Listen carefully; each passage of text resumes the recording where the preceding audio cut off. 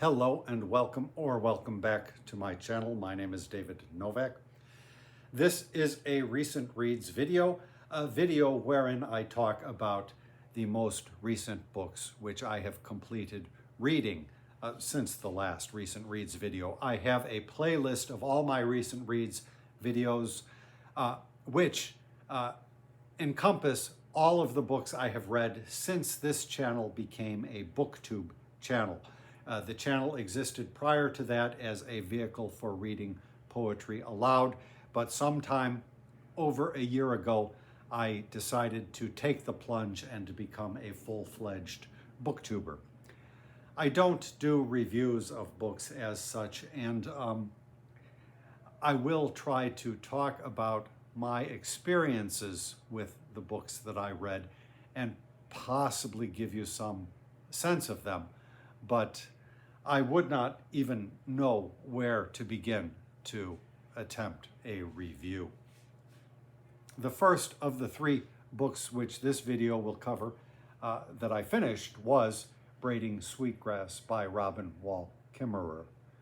This is, of course, not the real book itself. Don't look at that. We'll just say Braiding Sweetgrass by Robin Wall Kimmerer.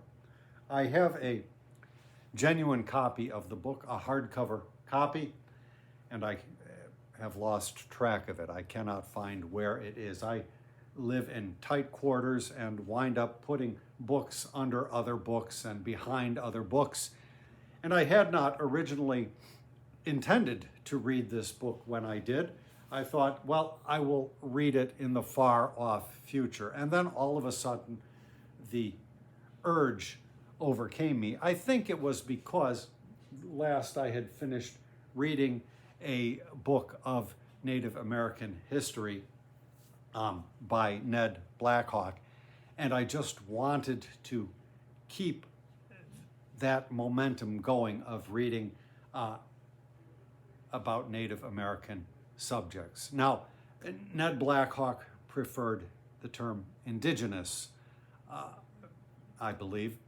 I could be wrong on that, but that was the sense that I got from his book. Excuse me.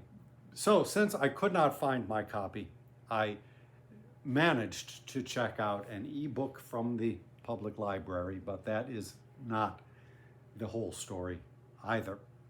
And I enjoyed the book. Overall, I felt it was a little bit too long.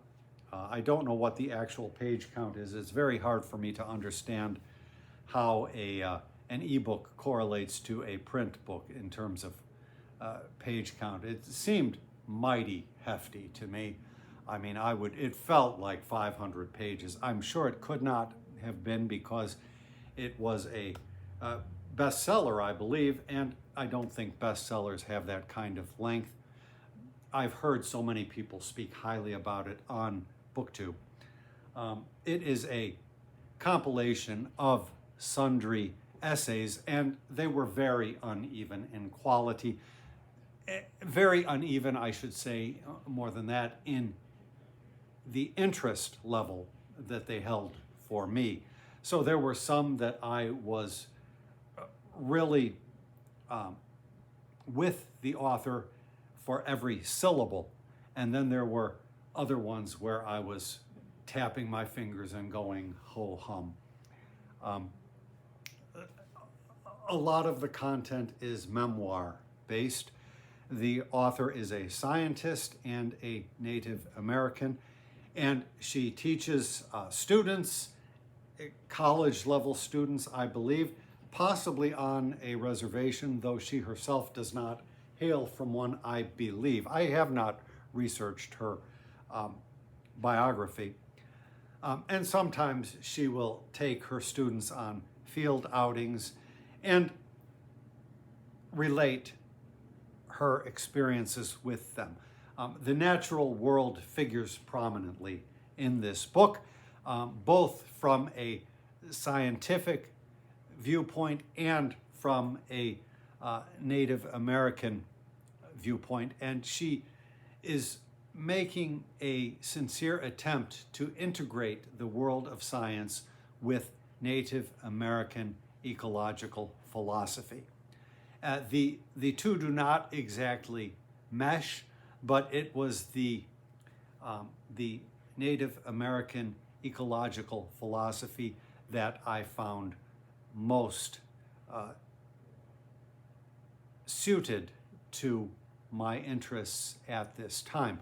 We are living in an age of impending environmental catastrophe. It is a sultry evening in Chicago and throughout much of the country, and that is in part due to the phenomenal resource extraction, to use Kimmerer's phrasing, but also the common phrasing here. And she believes that we need to take a step back from that and alter our relationship to the planet. We can say Mother Earth, if you will, the turtle upon which all of this occurs. And I believe she is absolutely correct. The greed of extraction has gone too far. I think that we may well have gone past a tipping point, so to speak, a turning point beyond which there can be no return.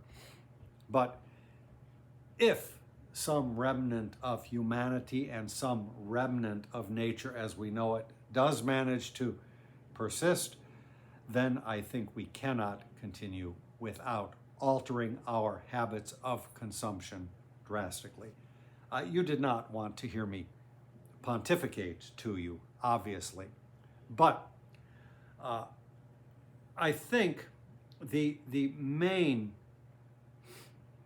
theme that Kimmerer tried to emphasize was that our relationship with the planet should be one of gratitude to Mother Earth, to Mother Nature for providing all of these wonderful things which we can use and so forth, which we, in the modern capitalist environment, tend to use without respecting. And she thinks that we need to respect other living creatures and even other non-living creatures, so to speak.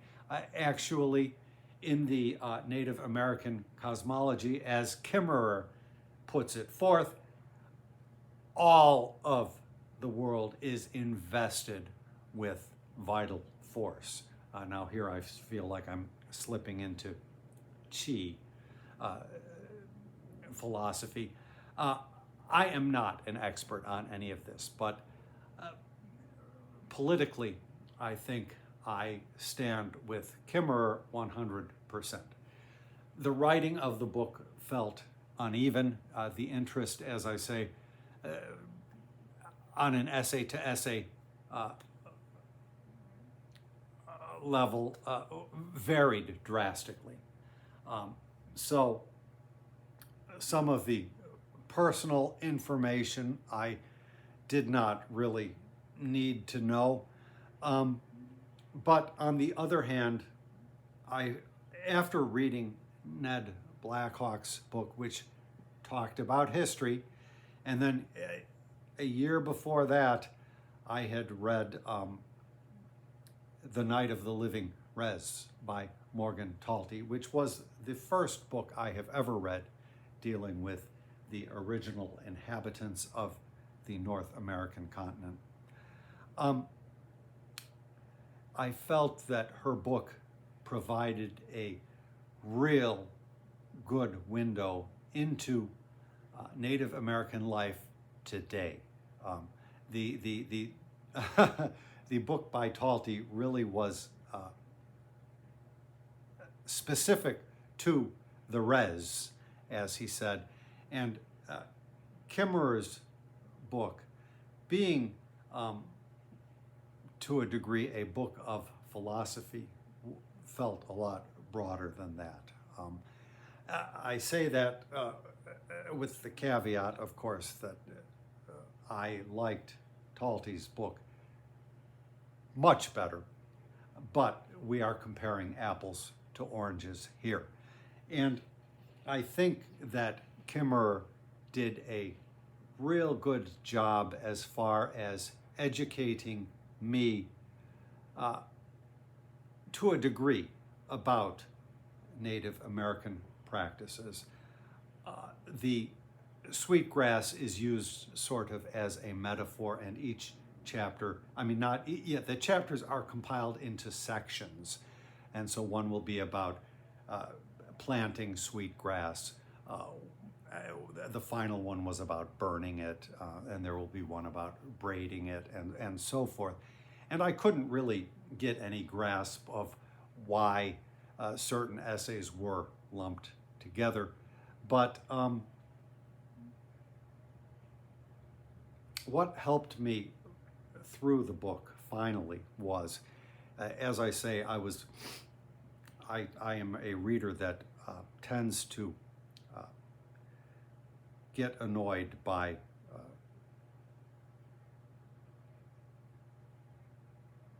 what is the word?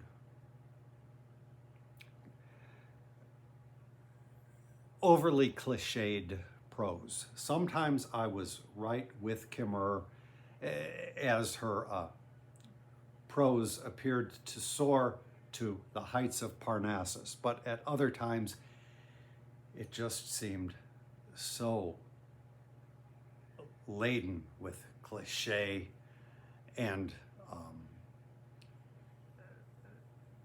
so much stuff that you've heard time and time again that I couldn't abide by it. And so I took the unconventional step for me.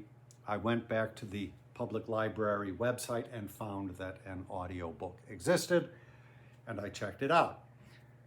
Instantly, when I started listening to it, I shut it off. I couldn't stand it. I thought, oh my God, they have hired an actress who is emoting and effusing on every line. I couldn't stand it. I've never had the experience of reading a book via audiobook, of listening to a book where that kind of emotive extra nuance was added to the text. Ideally, if one is going to listen to a text, it should be presented flat of affect. You do not want the reader to interpret. You do not want the reader to express characters in voices and so forth. And this, the audiobook did. So I closed it, and then I looked, and instantly I saw that it was read aloud by the author herself, Robin Wall Kimmerer, who did a lovely job of reading it. And when I saw that, I decided to give it a second chance, and I was glad that I did. I finished the last 2/3 of the book alternating between listening and reading, and it was very comfortable. And so, whereas on a text-only basis, I was put off by the deficiencies of the prose, when I was listening, even with the effusions and emotive extra textual additions, because it was the author herself reading, it felt completely appropriate and completely in place. And so ultimately I felt like I was listening to an elder. And we do not hold conversation to the same standards that we hold prose to. And so I gave leave to that. This whole notion of writing texts and preserving them, that may be going away for all we know. And I think the idea of listening to an elder may be in the future a more vital method for us to transmit and receive information. And I wish I had read the book or listened to the book that way first. I mean, listened to the audiobook read by Kimmerer herself and just taken it as a wise elder trying to lead me along the path towards enlightenment. That is all I will say about the book. So as a book itself, maybe 3 stars, I don't know. As an audio, 5 stars, I don't know. I never give things star ratings. So that was the first book of the 3, which I finished. The second book that I finished was The Fall of Constantinople, 1453. And then the third was In a Lonely Place by Dorothy B. Hughes. And I think I heard about this first on the channel of Greg at Another Bibliophile Reads, I would bet. And it started out, I'll talk about this one and then move into Runciman. It started out very engrossing. The novel is set in Los Angeles. I have been to Los Angeles, but not spent oodles of time there. But I loved the description of all of the locations. I loved reading the street names with which I only have vague familiarity. So the setting was a lot of the attraction for the book to me. But as I read the whole book, it's only 200 pages, and I'm going to give some spoilers here. I'm going to spoil the whole story for you. So if you don't want this story spoiled, well, I will try to put a timestamp in the description so you can just skip over to the Runciman. If you are of my age, you may well have seen the television show Columbo, starring Peter Falk. And the show was based upon what I believe was called at the time an inverted detective story. So it was not a story where you have a whodunit and the detective comes on the scene and tries to figure out who committed the crime. The inverted detective story focuses on the perpetrator. So in an average episode of Columbo, you would see the murderer preparing for and committing his nefarious deed. And then at some point, the detective comes on the scene and badgers the perpetrator, and eventually the perpetrator makes some kind of slip, and the case is broken, and the detective figures it out, and he is let off in handcuffs, the perpetrator. Well, this book functioned exactly as an inverted detective story, except that Hughes did not reveal the perpetrator as a perpetrator at the beginning. As you read, it became pretty obvious what had happened, but she kept you in his mind every step of the way. You followed the perpetrator. She was an omniscient narrator following him, but then there would be curious omissions when he went off to murder somebody, and that whole aspect was omitted. And so, and as an omniscient narrator, Hughes was dishonest in her storytelling. There was one story by Joseph Conrad, I think it's Lord Jim, where he plays a trick on the reader in that way. And it bothered me so much, that little bit of deception, that I gave up reading the novel. And this, I persisted because the writing is very good, the atmosphere is good, and the story was kind of fun to follow till it wore on. The last 50 pages or so I could have let go, but I stuck with it because it is short. And so in the end, it was unsatisfying. I'll just leave my comments there because I don't want this to go on forever. And finally, let me just talk briefly about The Fall of Constantinople by Stephen Runciman. Last year I read his trilogy on the Crusades and really enjoyed them. Aaron Facer recently read this as part of Historathon, and I have this copy, and I thought, well, maybe I should follow suit, and I did. And I cannot speak highly enough of this book. This was the definite winner of the 3 books, and I feel that I've got a good grasp on the history.